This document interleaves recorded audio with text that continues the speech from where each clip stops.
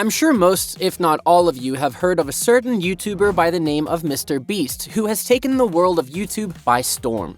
With each of his videos gaining hundreds of millions of views, it's no wonder why some are calling him the Elon Musk of YouTube.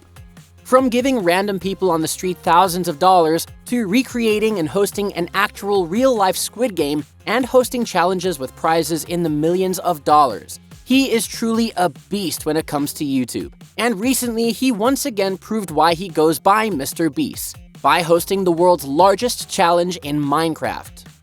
The challenge had a prize of a whopping $50,000, which, let's be fair, isn't really a lot when compared to other prizes MrBeast has given in the past. Number 7's getting blown up. Oh, why is mine orange?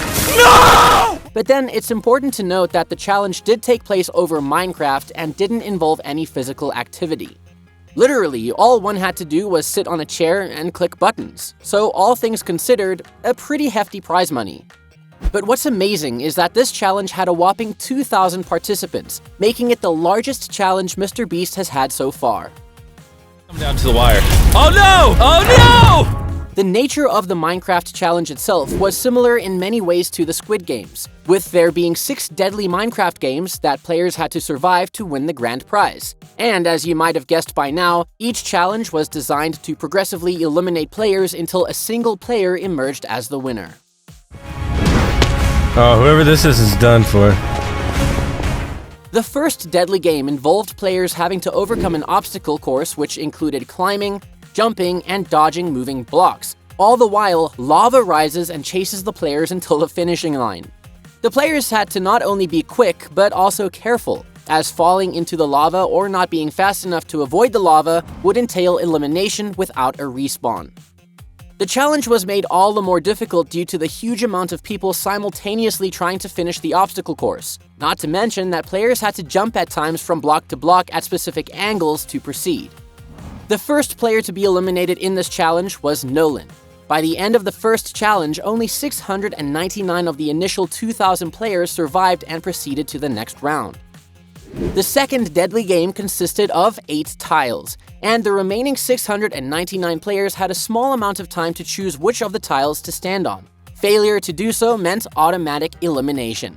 But that was just the beginning, as after the timer ended and players got on the tile, MrBeast, being the mad game host he is, started to randomly explode tiles at will, and there was no sense to his madness. First, he exploded tile number 7, thinking Chandler was standing on it. But Chandler had actually finessed MrBeast into believing he was on tile 7, as he was actually standing on tile number 5. But then, MrBeast exploded tile number 5, but miraculously Chandler survived.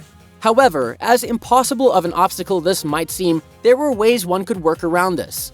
Then it exploded and landed on top of one of the floating boards around the tiles. The last tile to explode was number 4. By the end, only 418 players remained. The next deadly game had a twist with the surviving 418 players being split into 2 teams, red and blue, and they were going to play a little game of King of the Heel. This round had a 5-minute timer, and whichever team stood in the middle the longest won and moved on to the next round, and obviously the other team got eliminated. The players were, in addition to getting colored according to their team, were also provided with some tools to dislodge the other team from the middle or to hold their ground and hold onto the middle. These tools being sticks with knockback ability. But since this was a time challenge, if a player fell down, they were respawned and proceeded to the next round in case their team won. At first, it looked as if the blue team would win, as they were absolutely dominating, but then the red team made one of the greatest comebacks in Minecraft death game history.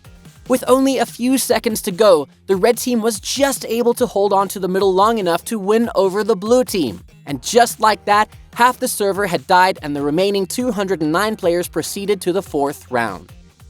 The 4th death game was once again an obstacle course, with players once again being split into 2 teams. This time, however, they were split into red and yellow teams. But unlike the first obstacle course, this one required teamwork.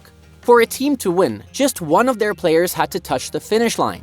However, if a player fell over, they would be eliminated irrespective of whether or not their team won.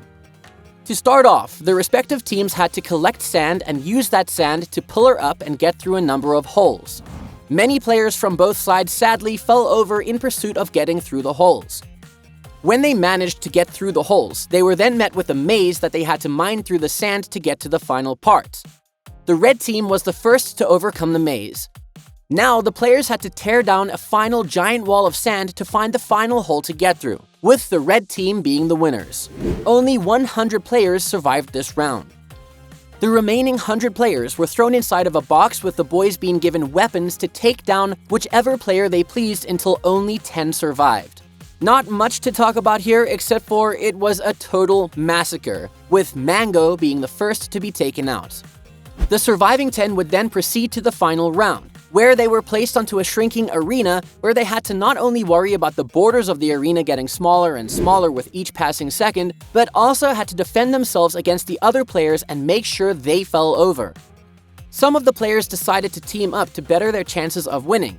JJ was the first to fall over. Then it was Trexter, followed by Mr. Dazzler, who got killed by Azir Dragon. Next player to be eliminated was Joe Pi J, who was pushed over by Lolco. Azir Dragon would take out another player by the name of Jose666, and this would be followed by him killing DJ Wiggly. Of the last 4, Lolco would be the first to fall over from what seemed like him trying to avoid an attack by Azir Dragon. The last 3 players would then partake in an epic combat, with the arena shrinking with each passing second. Daznarth would, just as it seemed he would fall over, made a comeback and was able to kill both Azir Dragon and Huandi2222. However, in a twist of fate, it would come about after reviewing the footage that Daznarth had already been eliminated in a previous round, making Azir Dragon the real winner. But Mr. Beast took personal responsibility for his oversights, and he paid both Daznarth and Azir Dragon $50,000 each. Well, that's all for today, folks. I hope you enjoyed our video on the largest challenge in Minecraft history. Also, tell us in the comment section your views about Mr. Beast. And if you enjoyed this video, hit the like button, subscribe to the channel, and hit the bell icon next to it for regular updates. See you in the next one.